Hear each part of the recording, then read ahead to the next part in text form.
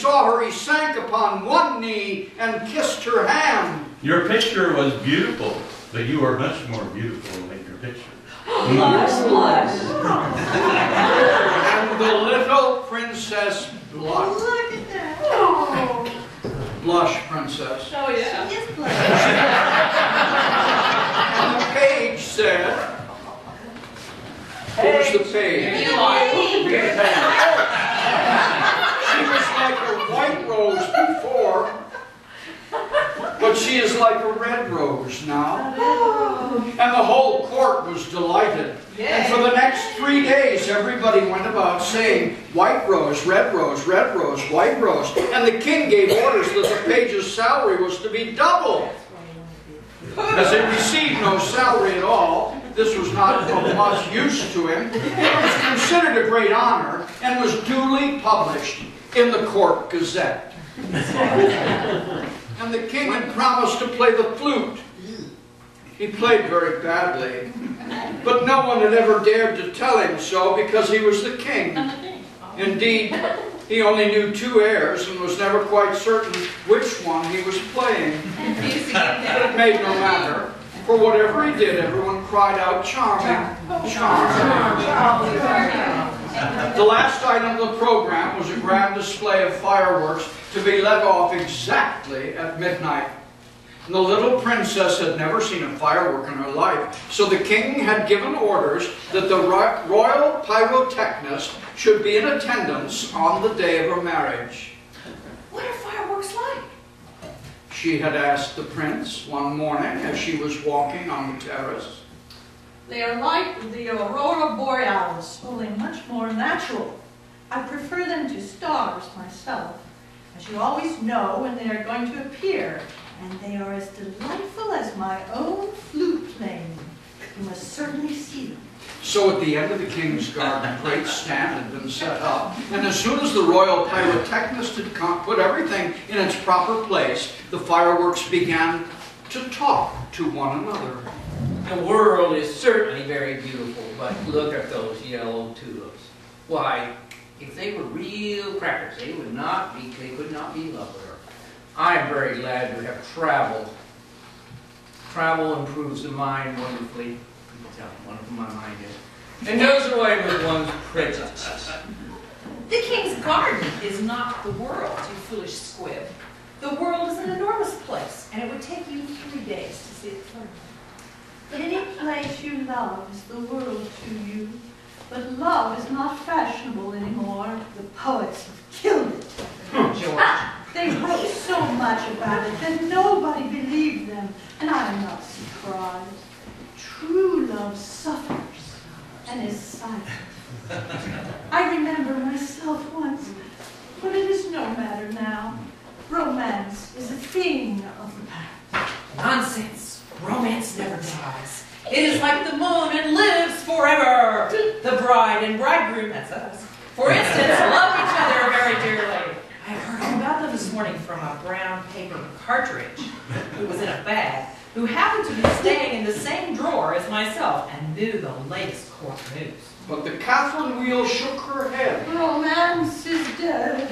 Romance is dead. Romance is dead. She was one of those people who think that if you say the same thing over and over a great many times, it becomes true in the end. Suddenly a sharp, dry cough was heard. They all looked around. It came from a tall, supercilious-looking rocket who was tied to the end of a long stick. Tied up again. He always coughed before he made an observation so as to attract attention. Except the poor Catherine Wheel, who was still shaking her head and murmuring, Romance is dead. Order, order. He was something of a politician and had always taken a prominent part in local elections, so he knew the proper parliamentary expression to use. Quite dead. She went off to sleep. As soon as there was perfect silence, the rocket coughed a third time and began. He spoke with a very slow, distinct voice, as if he was dictating his memoirs, and always looked over the shoulder of the person to whom he was talking. In fact, he had a most distinguished manner. How fortunate it is for the king's son that he is to be married on the very day on which I am to be let off. Really, if it had been arranged beforehand, it could not have turned out better for him, but princes are always lucky. Dear me, I thought it was quite the other way, and we were to be let off in the prince's honor. It may be so with you, indeed.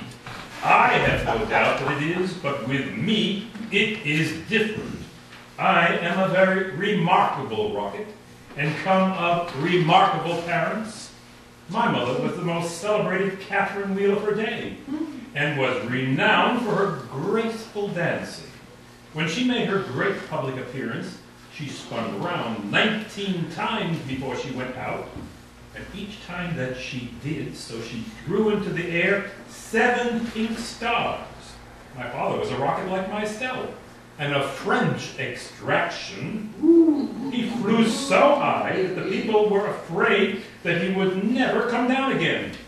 He did, though, for he was of a kindly disposition, and he made a most brilliant descent in a shower of golden rain. The newspapers wrote about his performance in very flattering terms. Indeed, the Court Gazette called him a triumph of pyrotechnic art. Pyrotechnic? Pyrotechnic, you mean? I know it's pyrotechnic, for I saw it written on my own canister. Well, I say pyrotechnic. The Bengalite felt so crushed that he began at once to bully the little squibs in order to show that he was still a person of some importance. I was saying, what was I saying? You were talking about yourself. Of course I knew. I was discussing some interesting subject when I was so rudely interrupted. I hate rudeness and bad manners of every kind, for I am extremely sensitive. Where's the mirror?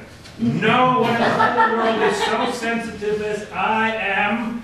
I am quite sure of that. What is a sensitive person? A person who, because he has corns himself, always treads on other people's toes. Ray, what are you laughing at? I am not laughing. I am laughing because I am happy. That is a very selfish reason. What right have you to be happy? You should be thinking about others. In fact, you should be thinking about me. I'm always thinking about myself, and I expect everybody else to do the same. That's what is called sympathy. It is a beautiful virtue, and I possess it in a high degree. Suppose, for instance, anything happened to me tonight. What a misfortune that would be for everyone. The prince and princess would never be happy again. Their whole married life would be spoiled. And as for the king, I know he would not get over it. Really, when I begin to reflect on the importance of my position, I'm almost moved to tears.